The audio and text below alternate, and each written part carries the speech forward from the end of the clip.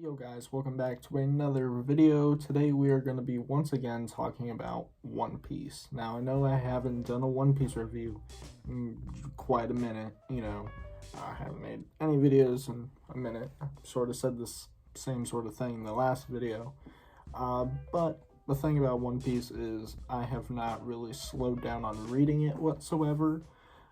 So I really need to get on with these One Piece reviews. Just to put into perspective, like where I am in the series as to where I have reviewed here on the channel. I'm doing the Thriller Bark review right now, and I'm just about finished with Marineford at the moment. So you guys know, if you know about Marineford and all that. But yeah, I've got a lot to cover here in the next few episodes, I guess. So yeah, I'm trying to keep moving forward with the videos, especially, like I said, the One Piece reviews, because, there's a lot that I need to talk about, and I need to do this now while this arc is still somewhat fresh in my mind. So, anyways, without further ado, let's just get right into it. So overall, what am I thinking about Thriller Bark? Personally, I really did enjoy it. I know a lot of people dog on it because nothing happened, but that couldn't really be further from the truth. I guess in the grand scheme of things, not a lot happened. But I mean, as a self-contained arc, it was pretty fun. Seeing like all of the different horror elements and all like the gothic sort of stuff, that was really cool.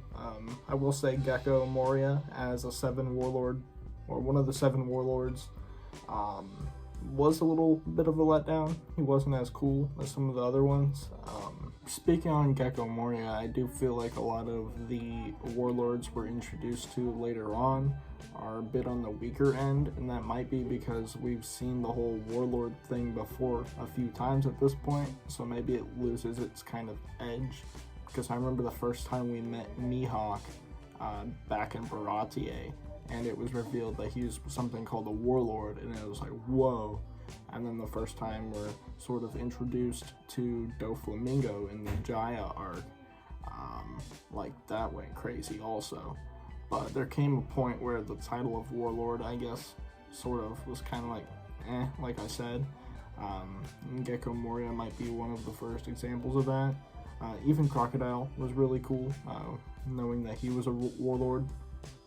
I feel like he was the first character where we really saw, like, although he's a warlord and works for the government, he's still very much a criminal and a pirate.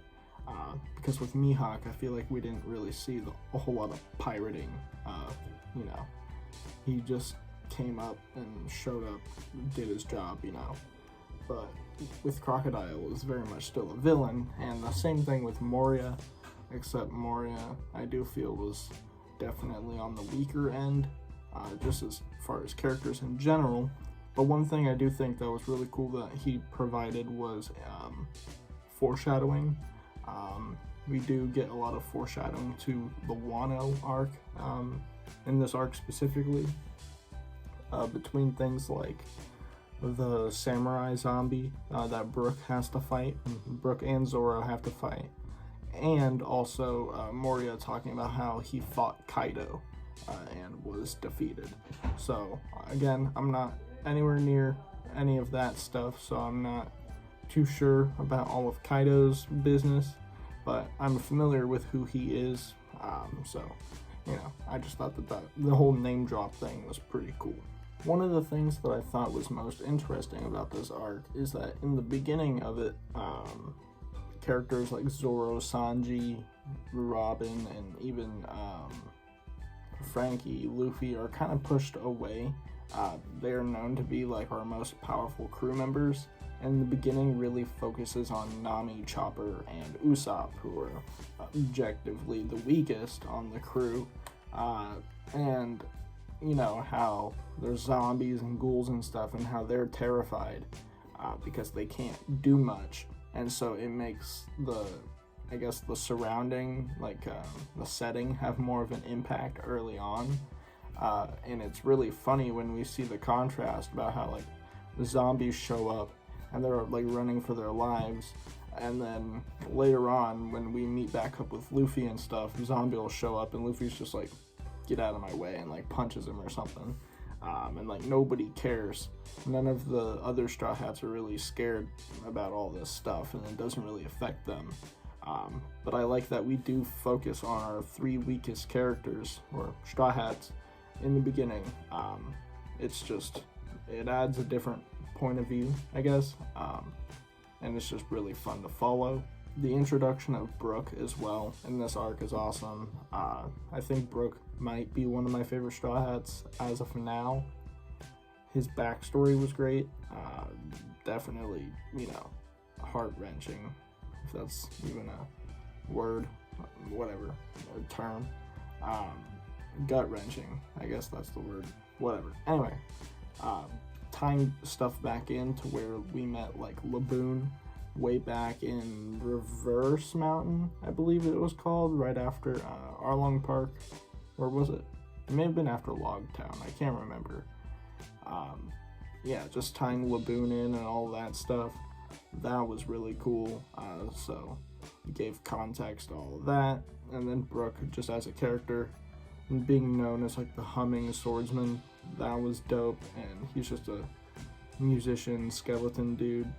Like, I just really liked his backstory and his relationship with his crew. Just him as a character, I think his design is cool. So yeah, I do think Brook is just awesome, and his introduction is great as well. This arc definitely did have a few really standout moments. I think Zoro and Brook versus the samurai, that was awesome when Zoro gets his new sword. Luffy becoming the Nightmare Luffy when he takes in all of the shadows. That was also really awesome. It's sort of Luffy's new form, but not really. It was just a new form specific to that arc, just that moment. Yeah, that was really cool to see, because I remember I always saw like pictures of Nightmare Luffy, and I didn't understand it, like, how is that his new form or something? So getting context to that and how all of that played out, and like how the shadows and stuff worked in this arc, and how Gecko Moria's power works, I thought was really dope. Like the whole like soul manipulation, soul and shadows and stuff, and how the body without the shadow is like basically a vampire, where like the sun will melt you and you can't see your reflection. That whole thing I thought was really cool. So Gecko Moria's power is cool, but him as a character is kind of weak.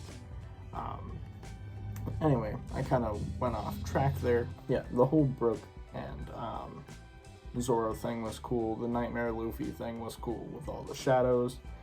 The fight against Oars, and Oars having Luffy's shadow, that was a cool fight, because he's massive, and it really took all of the Straw Hats plus some to really take him down, and it felt pretty intense because it was like a race against the clock because of the sunrise. So that whole fight was really interesting.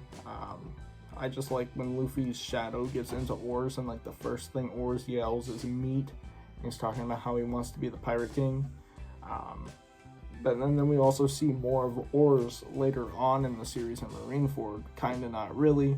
More so a descendant of Oars, but it is still, when I do talk about Marineford, that might be something I talk about. But in case I don't, I guess I'll throw it in here. Just a little bit of a nod back to Thriller Bark and some more like lore kind of stuff. I will say that probably my favorite moment in this arc, there's two. The first being Zoro's nothing happened moment. It's iconic.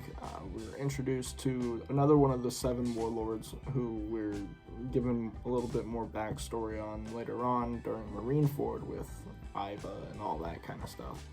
With, stuff about him being a revolutionary and whatever. I'll talk about that in another video. But his whole thing where he kind of showed up, his power is revealed where he could just make things disappear, which he did with Perona. She's just boop, gone. But then Zoro is supposed to take all of Luffy's damage because Luffy is out of commission. Like, he's completely unconscious, and what Kuma is gonna do is, kill Luffy or whatever.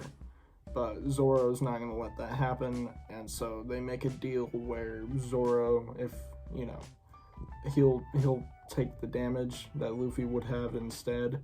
So what Kuma does is he absorbs all of the damage that Luffy has taken, all of his exhaustion and pain, and then brings it into a ball and then just puts it at Zoro, and Zoro all at once just takes all of Luffy's burden, and he's just standing there with his arms crossed like nothing happened.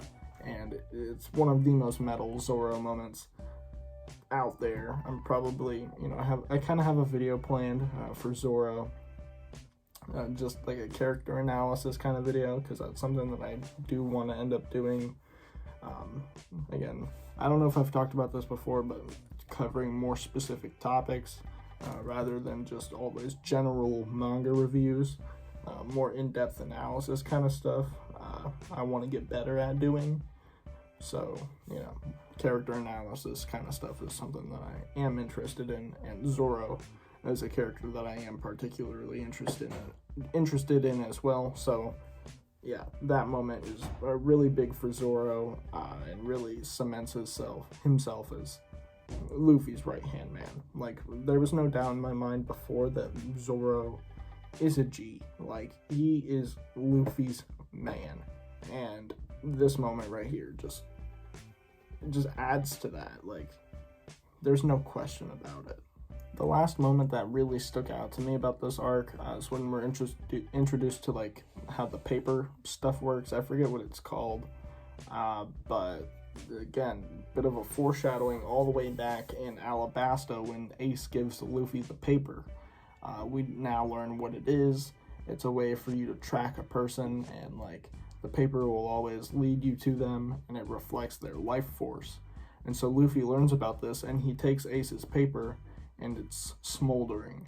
And that means that Ace's life force is dwindling, and that Ace is in danger, and he's gonna die. And so they're that's not good. And this is where it's finally being put into perspective for our crew, and Luffy specifically, that Ace is in danger, and they're gonna need to get to them or get to him. But then Luffy kind of blows it off. He's like, Ace will be fine. He's all right. But then we start to see how serious that really is here in the next few arcs. But that moment when we see Ace's paper smoldering, it's yikes. And especially me, who's sadly spoiled on a lot of stuff, especially in that middle area for the series, the Marineford, the whole Summit War saga. There was a lot that I was spoiled for, so I kind of knew what was popping, but yeah, it's just some crazy foreshadowing right there. It's not super insane, but me who knew what was going on, it was kind of crazy. Overall, I'd say that Thriller Bark was pretty good art. For a self-contained arc, it was really interesting and very entertaining. But I guess I can see that as a smaller piece of One Piece as a whole, it may not have been as excellent to other people, but as a self-contained arc, it was good. I enjoyed it a lot. It wasn't very long at all. It was 4 volumes. So yeah, I mean, overall, for a score, I might give it a 7.5, maybe a 7. I'll just go with 7. C tier, if you're talking about a tier list. It was a good arc. I enjoyed it. Anyways, guys, that is going to be about it. I hope you guys did enjoy the video, and if you did, please be sure to leave a like and subscribe if you haven't already, because I would greatly appreciate it. Yeah, more One Piece reviews are coming soon. We're going to be getting into the heavy stuff here. Might get flamed for some opinions, who knows. But yeah, a bunch of crazy One Piece stuff coming, so stay tuned. And thanks for watching. I'll catch you guys in the next one. Peace.